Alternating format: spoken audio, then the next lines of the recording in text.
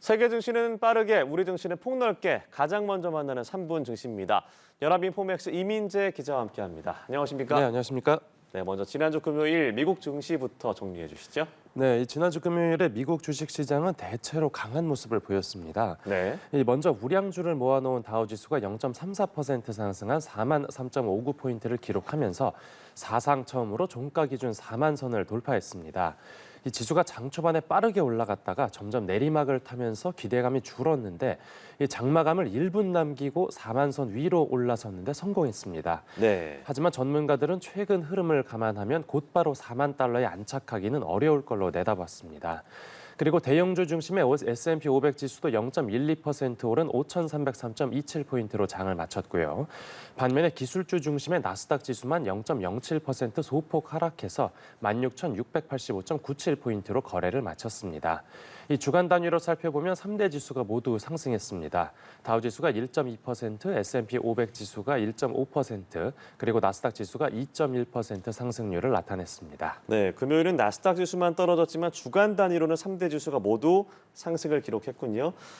또한 유행성 주식인 이른바 밈 주식은 하락세를 기록했다고요. 네, 맞습니다. 이 밈 주식이 지난주 중반부터 하락세를 이어가다가 주말에 추가로 급락했습니다. 예. 이 밈 주식 대표격인 게임스탑 주가가 무려 20% 가까이 폭락했는데 이 게임스탑이 주식을 4,500만 주나 추가로 발행하기로 했고요. 또 1분기 실적도 부진할 걸로 예상된 영향이 컸습니다. 또 다른 대표적인 밈 주식인 AMC 주가도 5%대 내렸습니다. 그리고 차기 밈 주식으로 떠오른 전기차 회사 패러데이의 경우에는 더 큰 변동성을 보여줬는데요. 네. 이 주가가 장중에 거의 136%까지 급등했다가 곧바로 수직 낙하해서 최종적으로는 37% 하락해서 장을 마쳤습니다. 예. 이렇게 밈 주식이 폭락한 상황에서도 거래량이 폭증하면서 주식 투자 앱인 로빈후드와 소셜미디어인 레딧은 반사 이익을 누렸습니다.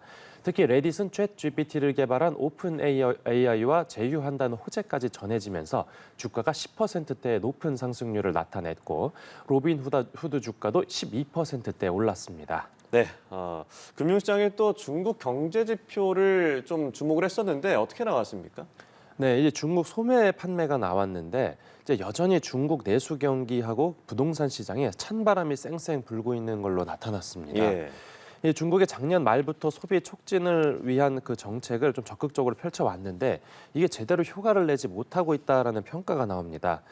특히 부동산 개발 투자가 9% 가까이 하락해서 이 부동산 경기 침체가 계속되고 있는 걸로 확인됐습니다.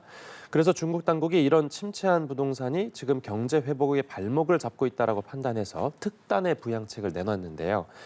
그 덕분에 이제 금과 은 그리고 구리 같은 원자재 가격이 동반 상승했고요. 또 국제유가도 강세를 나타내면서 서부 텍사스산 원유 가격이 종가 기준으로 2주 만에 80달러 선 위로 다시 올라왔습니다. 네, 중국 경기가 부동산을 중심으로 불안한 모습, 또 원유도 점점 가격이 오르는 모습입니다. 지난주 코스피 시장 상은 어땠습니까? 네, 지난주 코스피 시장은 약세를 나타냈습니다. 네. 이 지수 종가는 1.03% 내린 2,724.62포인트로 최종 집계됐습니다. 이 개인이 7천억 원 넘게 사들였지만 외국인과 기관이 순매도하면서 지수를 눌렀습니다. 새벽에 미국 연준 위원들이 금리 인하에 대해서 신중론을 펼친 점도 투자 심리를 위축시켰다라고 분석됩니다. 삼성전자와 SK하이닉스 그리고 현대차 같은 시가총액 상위 종목들도 대부분 약세를 연출했습니다. 네, 코스피 알아봤고 코스닥 시장에서는 8개의 종목이 하한가를 기록했다고요? 네, 그렇습니다. 이 바이오 기업 HLB 그룹주에 속해 있는 8개 종목이 일제히 하한가를 기록했는데요. 예. 이게 미국 FDA의 신약 승인이 불발됐다라는 소식 때문입니다. 주가가 급락하면서 그룹 시총이 코스닥 시장 2위에서 4위로 2계단 내려앉았고요. 국내 증시에서 이렇게 하루 8개 이상 종목이 동시에 하한가를 기록한 건 이제 가격 제한 폭이 30%로 확대된 2015년 이후 이번이 6번째입니다. 예, 그렇군요. 끝으로 이번 주 코스피 전망도 짚어주시죠. 네, 이번 주는 이제 미국 시간으로 수요일에 발표될 엔비디아 1분기 실적이 가장 큰 변수로 꼽힙니다. 네. 이제 미국 증권가에서는 엔비디아 목표 주가를 올려잡고 있는데 이 실적에 대해서 낙관적으로 전망하는 분위기입니다. 그 다음 날인 23일엔 미국 연방공개시장위원회, 그러니까 FOMC 5월 회의 의사록이 나옵니다. 그러니까 이번 주 연방준비제도 위원들의 연설과 함께 이 연준 내 최근 분위기를 읽을 수 있겠고요. 국내에서는 목요일에 한국은행 금융통화위원회 회의가 열립니다. 그리고 코스닥 시장에선 HLB그룹 하한가 사태를 맞은 8개 종목을 계속 주시해야겠습니다. 이 해당 종목 하한가에 걸린 매도 잔량이 상당한데 그런 네. 만큼 이 추가 하한가를 기록할 가능성이 여전하다는 평가입니다. 네, 한 주의 시작이었습니다. 오늘 3분 증시 연합인포맥스 이민재 기자와 함께했습니다. 고맙습니다. 감사합니다.